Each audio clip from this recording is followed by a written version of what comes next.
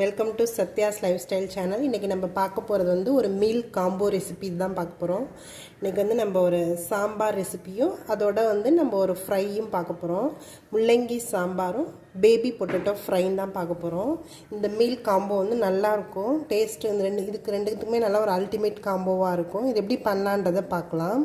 இது ரொம்ப சிம்பிள் தான். பிகினர்ஸ்க்கு வந்து இது ரொம்ப ஈஸியாக ட்ரை பண்ணலாம். இது பேபி பொட்டேட்டோ ஃப்ரை பண்ணுறதுக்கு நான் வந்து இந்த பொட்டேட்டோ எல்லாத்தையுமே ஒரு 2 விசில் கொடுத்து எடுத்துக்கிறேன்.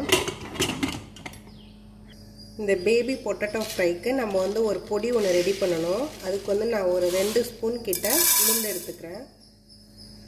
இந்த உளுந்தை வந்து நம்ம நல்லா வறுத்து எடுத்துக்கணும். நல்லா ப்ரௌன் ஆகி அந்த ஸ்மெல்லு வர வரைக்கும் இதை நம்ம வறுக்கணும். 2 ஸ்பூன் உளுந்து எடுத்துருக்கேன். நான் ஒரு அரை ஸ்பூன் வந்து கடலைப்பருப்பு சேர்த்துக்கிறேன். இது ரெண்டுமே நல்லா வறுத்துக்கலாம். நம்ம இது கூடவே 1 ஸ்பூன் மிளகு சேர்த்துக்கிறேன். இது கூடவே நான் ஒரு ஸ்பூன் வந்து சோம்பு 4 வரமிளகா சேர்த்துருக்கேன். ஒரே ஒரு கொத்து கருவேப்பிலை சேர்த்துக்கிறேன். இது எல்லாத்தையுமே நம்ம நல்லா வறுத்து எடுத்துக்கலாம். இது எல்லாமே நம்ம ட்ரையாக தான் வறுத்து எடுத்துக்கிறோம். எண்ணெயெல்லாம் எதுவும் ஆட் பண்ணல. இது நல்லா ப்ரௌனாக ஆகிடுச்சு, வாசமும் வந்துடுச்சு. இது வந்து நம்ம இப்போ நிறுத்திடலாம். இது நல்லா கூல் ஆனோன்னே இதை நம்ம நல்லா பவுடராக அரைச்சி எடுத்துக்கலாம். இந்த பேபி பொட்டேட்டோ ஃப்ரை பண்ணுறதுக்கு நான் கடாயில் கொஞ்சமாக எண்ணெய் எடுத்துக்கிறேன். எண்ணெய் நல்லா ஹீட் ஆகிடுச்சு. நான் கடுகு தாளிச்சிக்கிறேன். கொஞ்சமாக பெருங்காயம் போட்டுக்கிறேன். கருவேப்பிலை போட்டுக்கிறேன். இதில் நம்ம வேக வச்சு உரித்து வச்சுருக்கேன் இந்த பேபி பொட்டேட்டோவை ஆட் பண்ணிக்கலாம்.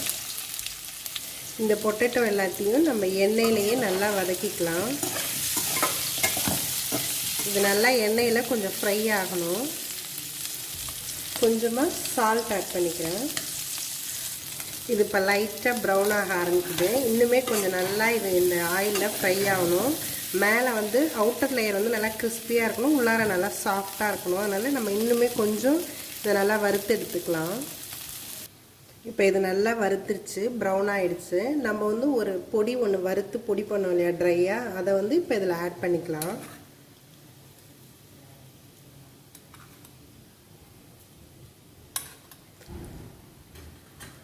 இது நல்லா நம்ம மிக்ஸ் பண்ணிடலாம் எல்லாத்துலேயும்.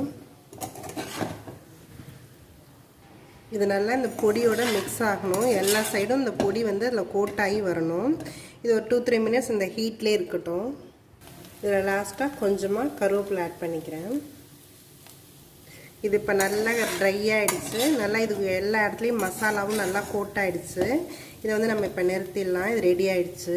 முள்ளங்கி சாம்பார் பண்ணுறதுக்கு நான் கடாயில் கொஞ்சமாக எண்ணெய் எடுத்துக்கிறேன்.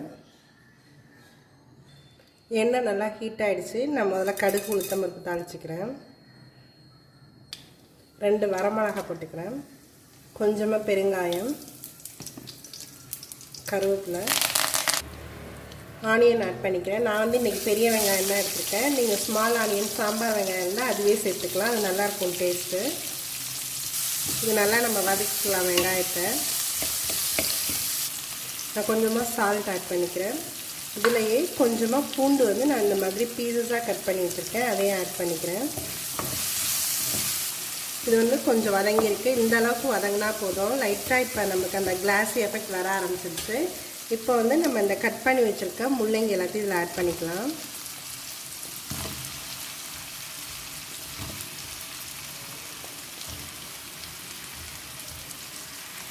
இந்த காயை வந்து நம்ம நல்லா எண்ணெயில் வதக்கிக்கணும். அதுக்கு பிறகு தான் நம்ம வந்து இதில் தக்காளி எல்லாமே சேர்க்க போகிறோம். இது எண்ணெயில் நல்லா வதங்கணும் இந்த முள்ளங்கி. இப்போ வந்து நான் ஒரு தக்காளி பீசஸாக கட் பண்ணி வச்சுருக்கேன், அதை ஆட் பண்ணிக்கிறேன். நான் ரொம்ப ஃபைன் பீசஸாக கட் பண்ணல, கொஞ்சம் க்யூப்ஸாக தான் கட் பண்ணியிருக்கேன். இதையும் நல்லா நம்ம இந்த எண்ணெயிலே வதக்கிக்கலாம். இது நல்லா வதங்கிடுச்சு காயெல்லாம். இப்போ இதில் வந்து நம்ம ஸ்பைசஸ் ஆட் பண்ணிக்கலாம். கொஞ்சமாக நான் மஞ்சள்தூள் ஆட் பண்ணிக்கிறேன். 1.5 ஸ்பூன் வந்து கொத்தமல்லி தூள் ஆட் பண்ணிக்கிறேன். மிளகாத்தூள் 1.5 ஸ்பூன் ஆட் பண்ணிக்கிறேன். அது காரம் வந்து உங்களோட விஷ் தான். நீங்கள் 2 ஸ்பூன் எப்படி வேணாலும் உங்களோட காரத்துக்கு தகுந்தபடி நீங்கள் ஆட் பண்ணிக்கலாம். இந்த ஸ்பைசஸ் எல்லாத்தையும் நம்ம நல்லா இந்த எண்ணெயில் கொஞ்சம் வதக்கி எடுத்துக்கலாம். நான் வந்து மிளகாத்தூள் கொத்தமல்லி தூள் தனித்தனியாக சேர்த்துருக்கேன். நீங்கள் வந்து சாம்பார் மசாலா ஒன்றா சேர்த்து யூஸ் பண்ணுறாங்களா இருந்தால் அது உங்களோட விஷ். நீங்கள் எவ்வளோ போடணுமோ அதுக்கு தகுந்தாடி போட்டுக்கலாம். இது நல்லா எண்ணெயில் இந்த மசாலா எல்லாத்தையும் லைட்டாக வதக்கிட்டு தான் நம்ம இதில் தண்ணி ஊற்ற போகிறோம். இது மசாலா நல்லா இந்த எண்ணெயில் ஃப்ரை ஆகிடுச்சு. நம்ம வந்து இப்போ இந்த புளி தண்ணியை இதில் ஆட் பண்ணிக்கலாம்.